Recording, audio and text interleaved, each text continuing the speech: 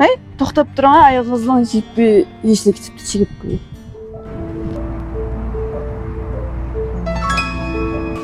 Bo'ldi endi. Sudingizdan suv chiqay.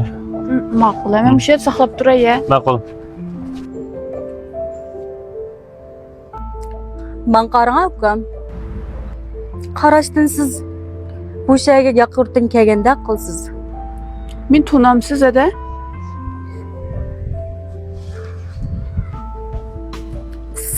Sit. Hey, bir chiroyli qiz bo'lgansiz. Bo'ylaringizim shunda qamlashgan. Edi? Bu nimaligini tishliqdi-a? Siz shunday qilib bayam qizga tegadigan bo'ldingizmi?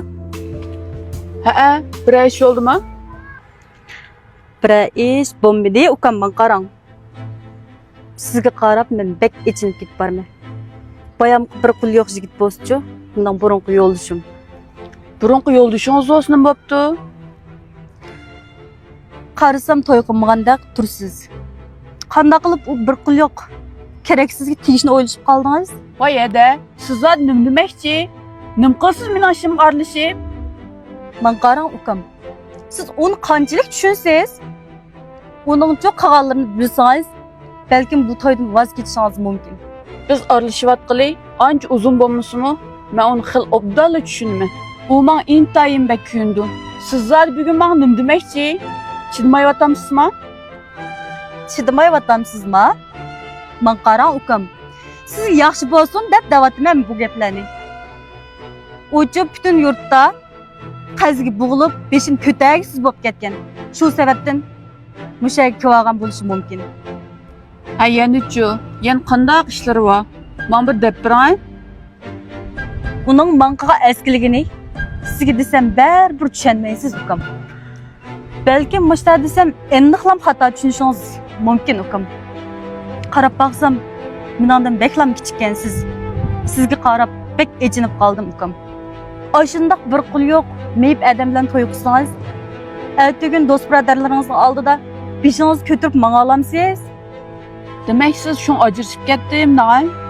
Menmichu ayni vaqtda kichikchilikda tegib qo'yib ekanman. Uydagilar urug' tuqqan deb biribdika. Biznimichu beqib bo'lmay shunchalik qiyin kunlarni tortib ajrashib ketgan. Siznimichu shundoq kun qolmasin deyman ukam. Qarasam, mengdilam oliy maktabni bitirib kelgandek tursiz. Obdanroq o'ylashing. Men ko'ngil bo'lganingizga intayin rahmat acha.